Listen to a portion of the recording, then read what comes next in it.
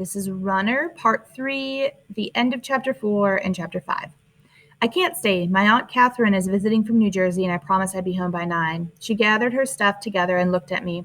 You didn't have to do it, she said, her voice low. My father would have helped. All you had to do was ask, and he would have helped. He still would.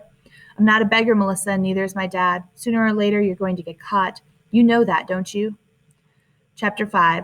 After she left, I sat looking at my half-eaten cake. Then an idea came to me.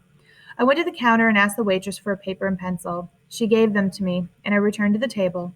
It didn't take long to get the answer. 3 weeks, 21 days. That's how long I had to keep running to make enough money to get us through May and June. As soon as I graduated, I'd go by the recruiting office by Northgate and enlist. By July 1st, I'd be on my own. As I stared at the numbers on the paper, I thought about my dad. What was going to happen to him when I was gone? Would he be able to get his act together without me around? I wanted to think he would, but I just didn't know. I bussed my dishes and then headed down the steep stairway that led to the marina. Once I was under tree cover, it was so dark I couldn't see my feet in front of me. Overhead, the limbs in the treetops were tossing back and forth. When I came up from under the trees at the bottom of the stairway, I turned and started toward the pier. Then I stopped. It was Friday night. I knew where all the regular stuff came from. Melissa had solved that for me.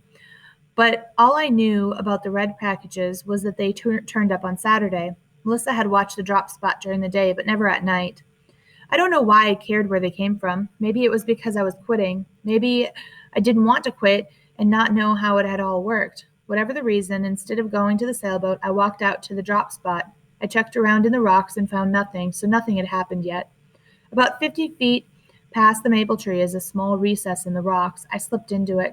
From there I could see back to the tree without being seen. I looked at my watch. 1 hour, that's how long I'd wait. If I was lucky, something might turn up.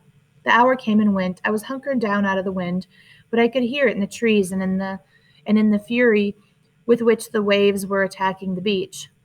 If I were back on the boat, I'd be rolling this way and that, miserable. Might as well stay put, I thought. It was almost midnight when I heard the train whistle. I looked toward the Edmonds oil refineries and saw the headlight of the train engine work its way south, down the shoreline toward me. A freight train, like any other freight train. The train whistle blew again as it reached the bend above the maple, and as it did, it slowed and finally came to a stop. Nothing unusual about that either. Another freight train heading north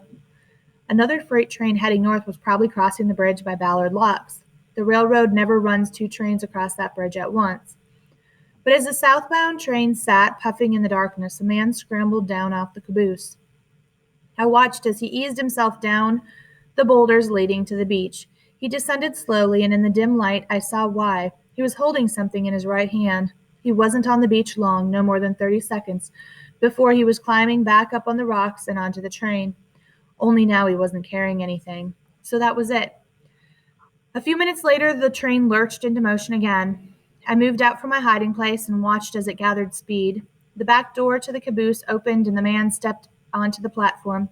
He had a large flashlight in his hand, really more of a spotlight than a flashlight, and it bobbed this way and that as the train chugged forward. Then suddenly, the light was right in my eyes. I stood blinded for a split second before I dropped down into the sand and lay still. I laid face down, unmoving as the light passed over me until the train rumbled out of sight.